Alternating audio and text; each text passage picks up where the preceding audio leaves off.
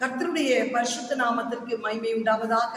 இந்த காலைவெளியிலே தொடர்ந்து தேவனுடைய வார்த்தையை பகிர்ந்து கொள்ள கர்த்தர் நமக்கு கிருபை செய்வாராக. கிறிஸ்துவின் பங்கை குறித்து நாம் தியானிக்க கர்த்தர் உதவி செய்வாராக. முதல் நாளிலே உண்மையிலே நாம் பங்குள்ளவர்களாய் இருக்கணும், மகிமையிலே நாம் பங்குள்ளவர்களாய் காணப்பட வேண்டும் என்று தியானித்தோம். இந்த 3ஆம் நாளிலே கிறிஸ்து இயேசுவின் திவ்ய சுபாவத்திலே நாம் பங்குள்ளவர்களாய் மாற வேண்டும் என்று கர்த்தர் நம்மோடு கூட இடைப்படுகிறார். வாசிக்கலாம். 2 பேதுரு 1ஆம் அதிகாரம் 4ஆம் வசனத்திலிருந்து 2 பேதுரு 1:4.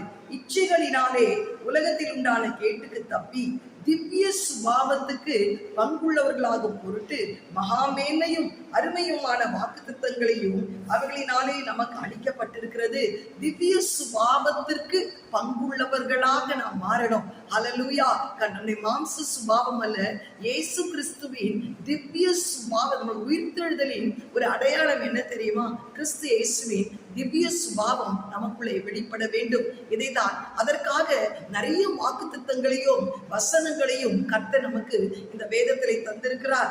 இப்படி இருக்க நீங்கள் அதிக ஜாக்கிரதை உள்ளவர்களாய் உங்கள் விசுவாசத்தோடு தைரியத்தோடு ஞானத்தையோடு இச்சையடக்கத்தோடு பொறுமையோடு தேவபக்தியோடு சகோதர சிநேகத்தோடும் அன்பையும் கூட்டி வழங்குங்கள். இவைகள் உங்களுக்கு உண்டாயிருந்து பெருகினார் உங்களை நம்முடைய கர்த்தராகிய இயேசு கிறிஸ்து அறிகிற அறிவிலே வீணரும் கனியற்றலுமாய் இருக்க ஒட்டாது. ஹல்லேலூயா. இந்த கிறிஸ்து இயேசுவின் திவ்ய சுபாவத்திலே நாம் நம்மை அர்ப்பணிப்போம். ஆனால் எந்த விதத்திலும் நாம் கனி கொடுக்கிறவர்களாய் காணப்படுவோம். கர்த்தருடைய பரிசுநாமத்துக்கு மகிமை உண்டாவதாக. அவருடைய திவ்ய சுபாவம், மிக முக்கியமான திவ்ய சுபாவம் என்ன என்றால் அன்பு, மன்னிப்பு. இந்த அன்பும் மன்னிப்பும் நம்ம வாழ்க்கையிலே இரண்டும் கோர்வையாய் இருக்குமானால் நம்ம வாழ்க்கை இயேசு கிறிஸ்துவின் சாயலாய் மாறும். நம்ம வீடே ஒரு குட்டி பரலோகமாய் மாறும். இன்றைக்கு காணும் சகோதரத்திலே அன்பு கூறாத பட்சத்திலே காணாத தெய்வத்திலே அன்பு கூறுகிறேன் என்று சொல்லுவோமானால் அதில் பிரயோஜனமே இல்லை. கிறிஸ்துவின் அன்பு சகலத்தையும் தாங்கும், சகலத்தையும் சகிக்கும், சகலத்தையும் விசுவாசிக்கும், சகலத்தையும் நம்பும். அந்த அன்பு சினமடையாது, கோபமடையாது, தற்பொழிவை நாடாது, பெருமையானவைகளை பேசாது, மற்றவர்களை வேதனைப்படுத்தாது. நம்பிக்கை, விசுவாசம், அன்பே பெரியது.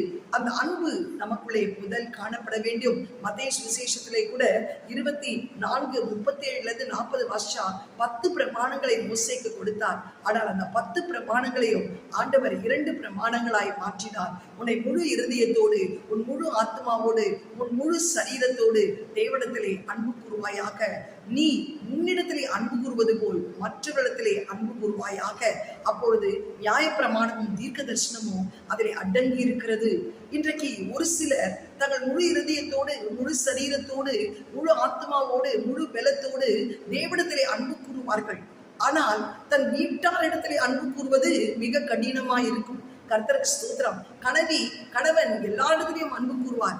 ஆனால் தன்னுடைய விலா எலும்பா இருக்கிற மனைவிடத்திலே அன்பு கூறுவது மிக கஷ்டமாய் இருக்கும். பெற்றோர்கள் பிள்ளைகளிடத்திலே, பிள்ளைகள் பெற்றோரிடத்திலே, மாமியார் மருமகளிடத்திலே அன்பு கூறுவது மிக கடினமான ஒரு காரியமாய் காணப்படுகிறது. இன்றைக்கு அன்பு சகல பாவங்களை நீக்கி கர்த்தருக்கு ஸ்தோத்திரம் உண்டாவதாக நம்மை சுத்திகரித்து ஆண்டவருக்குள்ளே வழிநடத்தக்கூடியதாக இருக்கிறது. அந்த திவ்ய சுபாவம் நமக்குள்ளே காணப்பட வேண்டும். அதற்கு நாம் பங்குள்ளவர்களாய் மாற வேண்டும். மத்தேயு சுவிசேஷம் 5ஆம் அதிகாரம் 44-50 வாசிக்கும் போது ஆண்டவர் சொல்றாரு, இயேசு கிறிஸ்து அந்த அன்பு, அந்த திவ்ய சுபாவம் எப்படி வெளிப்படும்னா, நீ உன் சத்துருக்களை சிநேகிக்க வேண்டும், உன்னை சபிக்கிறவர்களை நீ ஆசீர்வதிக்க வேண்டும், உன்னை உபத்திரவப்படுத்துறவர்களுக்கு நீ உதவி செய்ய வேண்டும், உன்னை துன்பப்படுத்துறவர்களுக்காக நீ ஜெபிக்க வேண்டும். இப்படி நீ செய்யும் போது உன் பிதா பூரண சத்குணராய் இருக்கிறது போல் நீயும் பூரண சத்குணராய் இருப்பாய். இதுதான் இயேசு கிறிஸ்துவின் திவ்ய சுபாவத்துக்கு பங்கு. ஆனால் நம்முடைய நம்மளை சிநேகிக்கிறவர்களை தான் நம்மளால் சிநேகிக்க முடியுது. நமக்கு சத்ருவா இருக்கிறவர்களை நம்மால் சிநேகிக்க முடியவில்லை. நம்மை உபத்திரவப்படுத்துறவர்களுக்கு நம்மளால் உதவி செய்ய முடியவில்லை. நம்ம துன்பப்படுத்துறவர்களுக்காக நமக்கு ஜெபிக்க முடியவில்லை. நம்மை சபிக்கிறவர்களை நமக்கு ஆசீர்வதிக்க முடியவில்லை. ஏன் தெரியுமா?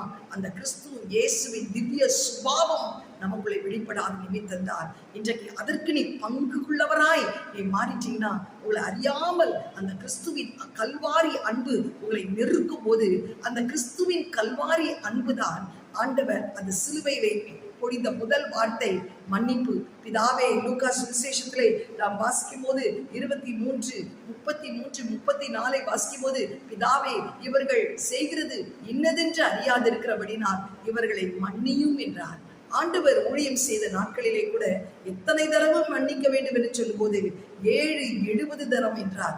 7x70 490 அல்ல, 7x7x7x7 சொல்லவே முடியாத அளவுக்கு நீங்கள் மன்னிக்க வேண்டும் என்று கர்த்தர் சொல்கிறார். ஆம், எனக்கு பிரியமானவர்களே, இந்த காலை வேளையிலே கூட இந்த அன்பு உங்களுக்குள்ளே வெளிப்பட வேண்டும். ஆவியின் கனிகள் கலாத்தியர் 5:27 சொல்லப்பட்டது. அன்பு, சந்தோஷம், சமாதானம், நீடிய பொறுமை, தயவு, நற்குணம், விசுவாசம், சாந்தம், இச்சையடக்கம். இந்த கனிகள் தான் இயேசு கிறிஸ்துவின் திவ்ய சுபாவங்கள். இந்த சுபாவங்களுக்கு நீ பங்குள்ளவர்களாய் மாற வேண்டும். மிக முக்கியமான ஒரு 2 சுபாவம், அன்பு, மன்னிப்பு. ஹல்லேலூயா. கிரஹாம் ஸ்டெயின்ஸ் நமக்கு எல்லாருக்கும் தெரியும். ஒரிசா பகுதியிலே மகிமையான ஒரு ஊழியத்தை செய்தார்கள் டாக்டர் தம்பதியர்கள். ஆனால் அவர்களுக்கு இருந்த தீத்து, திமோத்தியு என்று 2 குமாரர்கள், ஒரு மகள். அவர்கள் தங்கள் பள்ளிக்கூடத்தின் விடுமுறைக்காக அந்த தேசத்துக்கு வந்தபோது ஏதோ ஒரு பெரிய திருவிழா என்று சொல்லி அந்த ஊர் மக்கள் அவர்களை அழைத்து சென்று போல் தீ வைத்து அந்த வண்டியை கொளுத்தி அந்த 3 கிரஹாம் ஸ்டெயின்ஸ், டாக்டர் கிரஹாம் ஸ்டெயின்ஸும் அவருடைய 2 குமார்கள் தீத்தும் திமோத்தியும் மரித்து போனதை நாம் பார்க்கிறோம். அப்பொழுது மீடியா அந்த மிஸ்ஸஸ் கிரஹாம் ஸ்டெயின்ஸ் இடத்திலே வந்து அவர்களுக்கு என்ன தண்டனை கொடுக்க வேண்டும் என்று விரும்புகிறீர்கள் என்று சொல்லும்போது அவர்கள் சொன்ன ஒரு வார்த்தை என்ன தெரியுமா? அவர்களை நான் மனப்பூர்வமாய் மன்னிக்கிறேன் என்று சொன்னார்கள். அவர்களை மனப்பூர்வமாய் மன்னிக்கிறேன். ஏனென்றால் இவர்கள் 3 ஆண்டவரை ஏற்றுக்கொண்டவர்கள். இவர்கள் நிச்சயமாய் பரலோகத்திற்கு கடந்து போயிருக்கிறார்கள். நாங்களும் ஒரு நாள் பரலோகத்திலே அவர்களை சந்திப்போம், அந்த நிச்சயம் எங்களுக்கு உண்டு. ஆனால் நான் இவர்களை மன்னிக்காமல் இருந்தால் எனக்குள்ளே அந்த கசப்பு இருக்கும், அந்த வைராக்கியம் இருக்கும். இயேசுடைய சுபாவம், திவ்ய சுபாவத்துக்கு நான் பங்காய் மாறணும்னா அந்த மன்னிப்பு எனக்குள்ளே இருக்க வேண்டும் அல்லவா? ஆதலால் நான் அவர்களை மனப்பூர்வமாய் மன்னிக்கிறேன் என்று சொல்லி அவர்களை விடுதலை செய்தார்கள். ஆனால் இன்றைக்கு அந்த மனிதனை அவர் சபையை நிர்வாகம் செய்து அதற்கு ஒரு தூணாய் இருக்கும்படி கர்த்தர் கிருபை பாராட்டினார். எனக்கு அருமையானவர்களே, இந்த காலை வேளையிலே கூட இயேசு கிறிஸ்துவின் திவ்ய சுபாவத்திற்கு பங்குள்ளவர்களாய் மாற நம்மை அர்ப்பணிப்போம். ஹல்லேலூயா. உண்மை என்ற பங்கு, மகிமை என்ற பங்கு, திவ்ய சுபாவம் என்ற பங்கு. அந்த திவ்ய சுபாவத்தின் முதல் அன்பு, மன்னிப்பு. அதை தான் கலாத்தியர் 5:22 ஆவியின் கனிகளினால் பிரதிபலிக்க கர்த்தர் கிருபை செய்தார். இந்த காலை வேளையிலும் அந்த சுபாவத்துக்கு பங்குள்ளவர்களாய் நீங்கள் மாறணும்னா யாரையெல்லாம் மன்னிக்க முடியாம கஷ்டப்படுறீங்களோ நீங்க ஆண்டவருடைய கிருபையை கேளுங்க. இதுதான் தேவனுடைய சுபாவம். யாரிடத்திலாம் அன்பு செலுத்த முடியாமல் தடுமாறி கொண்டிருக்கிறீர்களோ, ஆண்டவரே நான் மனப்பூர்வமாய் அன்பு செலுத்த எனக்கு கிருபை தாரும் என்று ஜெபம் பண்ணுங்க. ஆண்டவர் உங்களுக்கு அந்த கிருபையை தருவார். மனப்பூர்வமாய் நீங்கள் மன்னிப்பீர்கள், மனப்பூர்வமாய் நீங்கள் அன்பு செலுத்துவீர்கள். நீங்கள் செலுத்தும் அன்பு, ஸ்தேவான் கூட அவனை கல்லெறிந்து கொன்ற போது கர்த்தருக்கு ஸ்தோத்திரம், அவன் என்ன செய்ய சொன்னான்? ஆண்டவரே இவர்களை மன்னியும் என்றார். பரலோகம் திறக்கப்பட்டது. இயேசு கிறிஸ்து அந்த பிதாவின் வலது பார்சத்திலே ஸ்தேவானுக்காய் நிற்கிறதை நாம் பார்க்கிறோம். மன்னித்த ஒரு பெரிய அந்த சிலாக்கியம் சவுலை ஆண்டவர் பவுலாய் மாற்றினதை நாம் பார்க்கிறோம். எனக்கு அருமையானவர்களே, இந்த காலை வேளையில் இதை கேட்டுக்கொண்டிருக்கிறவர்கள் திவ்ய சுபாவத்திற்கு நான் பங்குள்ளவனாய் மாற வேண்டும் என்ற ஆசை உங்களுக்கு இருந்தால் இந்த அன்பு, மன்னிப்பு என்ற குணாதிசயம் உங்களுக்குள்ளே வேர்கொண்டு வளரும்படி, அந்த கனி கொடுக்கும்படி உங்களை அர்ப்பணியுங்கள். கலாத்தியர் 5:22 சொன்ன கனிகள் எங்களுக்குள்ளே அபியாசப்பட வேண்டும் என்று சொல்லி ஒவ்வொரு நாளும் அறிக்கையிட்டு ஜெபம் பண்ணுங்கள். ஆண்டவருடைய திவ்ய சுபாவத்திற்கு பங்குள்ளவர்களாய் மாறுவீர்கள். இது நிமித்தம் உங்கள் குடும்பத்திலே ஒரு மாற்றம் உண்டாகும். உங்கள் மூலமாய் சமுதாயத்திலே, சபையிலே ஒரு மாற்றம் உண்டாகும். தேவனுடைய சாயலாய் அநேகர் மாற நீங்கள் ஒரு வாய்க்காலாய் இருப்பீர்கள். கண்களை மூடி ஜெபம் பண்ணுவோமா?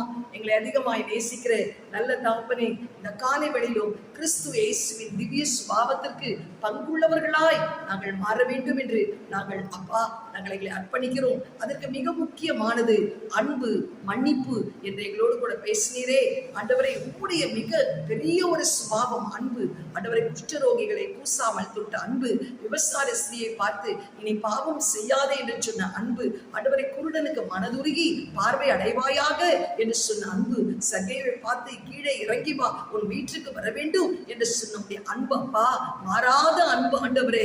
அந்த அன்பு எங்களுக்குள்ளே ஊற்றப்பட, சத்துருவை சிநேகிக்கக்கூடிய ஒரு அன்பு, உபத்திரவப்படுத்தலுக்கு உதவி செய்யக்கூடிய அன்பு, துன்பப்படுத்தலுக்கு ஜெபிக்கக்கூடிய ஒரு அன்பு ஆண்டவரே. ஏசப்பா, எங்களை சபிக்கிறவர்களை ஆசீர்வதிக்கக்கூடிய ஒரு அன்பை எங்களுக்குள்ளே ஊற்றும். எங்கள் பிதா பூர்ண சத்குணராய் இருக்கிறது போல் நாங்களும் பூர்ண சத்குணராய் இருக்க எங்களுக்கு உதவி செய்யும். அது மாத்திரமல்ல, எங்களை சூழ இருக்கிறவர்களை மனப்பூர்வமாய் மன்னிக்க எங்களுக்கு அந்த இருதயத்தை தாங்கப்பா. நீங்கள் எங்களை மன்னித்தது நிமித்தம்தான் இந்த மாபெரும் ரட்சிப்பை நாங்கள் அடைந்திருக்கிறோம் அப்பா. ஆண்டவரே, அந்த ரட்சிப்பை நாங்கள் போக்கடிக்காதபடி ஆண்டவரே, நாங்கள் மற்றவர்களை மன்னித்தால் பிதாவாகிய தேவன் எங்களை மன்னிப்பீர் என்று நாங்கள் வேதத்திலே வாசிக்கிறோமே. நாங்கள் மற்றவர்களை மன்னிக்காவிட்டால் பிதாவாகிய தேவன் எங்களை மன்னிக்க மாட்டார் என்று வாசிக்கிறோமே. ஆண்டவரே, அந்த மன்னிப்பின் சுபாவமாகிய உம்முடைய திவ்ய சுபாவத்தை எங்களுக்குள்ளே கட்டவிழ்த்து ஜெபிக்கிறோம். இயேசுவின் நாமத்தினாலே, இயேசுவின் இரத்தத்தினாலே ஆண்டவரே, இன்று ஒரு மாற்றம் உண்டாக உதவி செய்யும். இயேசுவின் மூலம் ஜெபிக்கிறோம் நல்ல பிதாவே. ஆமென். God bless you. Have a blessed day. Amen.